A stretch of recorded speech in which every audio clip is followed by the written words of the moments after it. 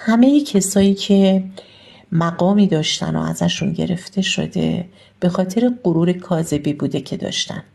خداوند میخواد این شیطان درونت رو در تو پاک کنه، ولی متاسفانه تو غافلی.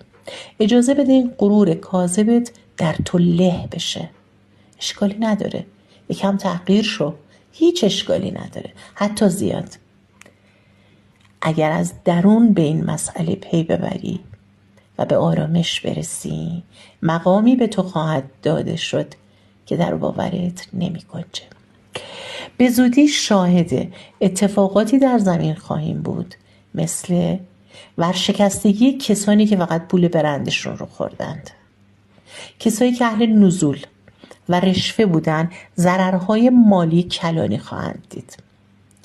عزیزان، این اتفاقات تا قبل از آخرالزمان خیلی دیر جواب میداد، مثل شکرگزاری، ولی الان در پروسه آخرالزمان چون نور داره بر سیاهی پیروز میشه و شده، این اتفاقات خیلی زود زمین رو در بر خواهد گرفت. همه کسایی که خیرشون به کسی نرسیده و فقط فکر لهو و لعب خودشون بودن، متاسفانه در شرایطی خواهند قرار گرفت که تمام اونها رو به نوعی پاک و پس خواهند داد. منتظر ظهور باشید. ما دقیقاً در بهترین وقت از آخرالزمانیم. الان زمان توبه است، زمان پاک کردنه. الان زمانی نیست که تو حالا بشینی فکر کنی آیا راسته، آیا دروغه، ای وای من میترسم، ای وای چرا این اتفاق افتاده.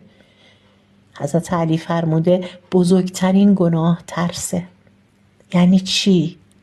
یعنی اینکه تویی که میترسی حامل بزرگترین گناه در درون خودت هستی. برو اون گناه بزرگ رو پیدا کن و پاکسازیش کن.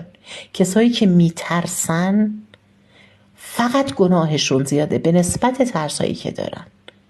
توبه کنید. راهش توبه است، راهش شکرگزاریه، راهش سجده است، راهش پذیرشه. خیلی واقعا هنوزم قبول ندارند که ما وارد آخرالزمان شدیم. خیلی قبول ندارند که چه اتفاقاتی میخواد رخ بده. حتی اگه اون اتفاقات رو هم به وضوح تو زندگی خودشون ببینن، باز باورش براشون سنگینه. ولی باور کنید که آخرالزمانه و ظهور منجی ما خیلی زود اتفاق خواهد افتاد.